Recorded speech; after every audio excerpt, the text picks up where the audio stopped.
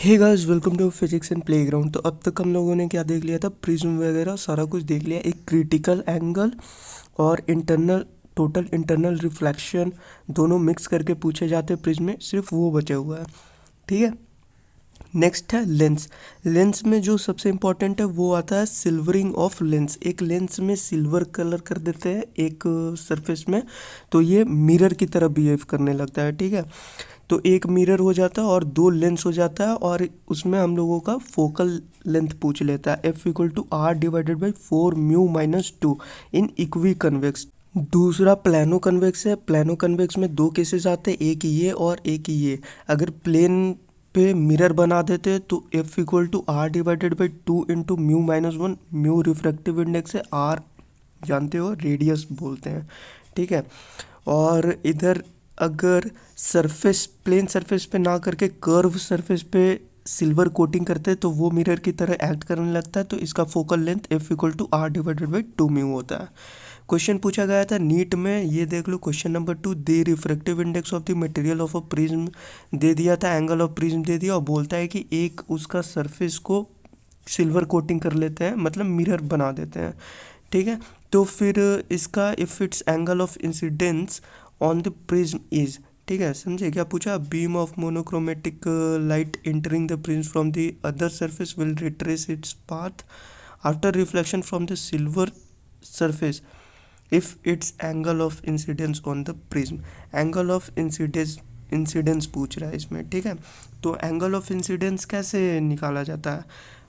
Normal Snell's law लगाना और कुछ भी नहीं करना है। स्नेल्स लॉ सारा कुछ बता रखा है मैंने। Mu into sine i equal to mu into sine r, ठीक है, या sign I1 equal to sign R1, ऐसे करके कर सकते हो। इमरजेंट के लिए भी पूछा गया था, जो कि 2021 का क्वेश्चन है नीट का। इमरजेंट निकालने पूछा गया था, तो उसमें भी स्नेल्स लॉ लगा करके बना लेते। ये देखो यहाँ पे हम लोगों ने सारा कुछ पढ़ रखा है। ठीक है,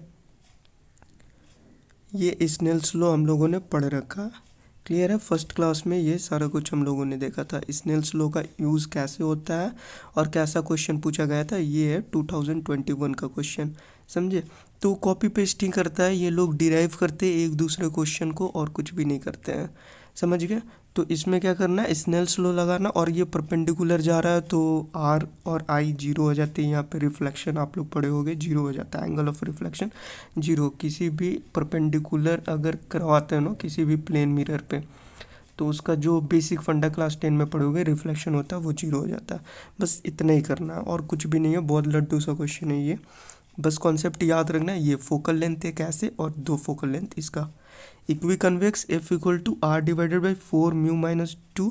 प्लानो कन्वेक्स F=R/2μ और F=R/2 इंटू μ-1। होता क्या है, कॉन्सेप्ट ये कि जब सिल्वर कोटिंग कर देते हैं तो वो मिरर की तरह एक्ट करने लगता है।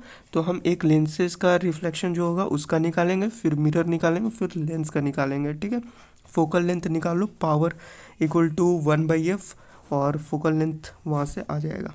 तो इतना ही है, और इसे कर लो, जितना भी बता रहा हूँ ना सिर्फ उतना करो। नीट में फिजिक्स में भी अच्छा स्कोर कर लोगे। न्यूमेरिकल कैसा सॉल्व करते हो वो आप पे डिपेंड करता है। ठीक है, डेली अगर 50 न्यूमेरिकल्स आप लोग सॉल्व करते हो, 160, 170, 162, 170 मार्क्स लाना कोई बड़ी बात नहीं है। नीट में, नीट के पेपर में इजीली स्कोर हो जाएगा। सो मिलते हैं नेक्स्ट क्लास में। Thanks and best of luck for your exam.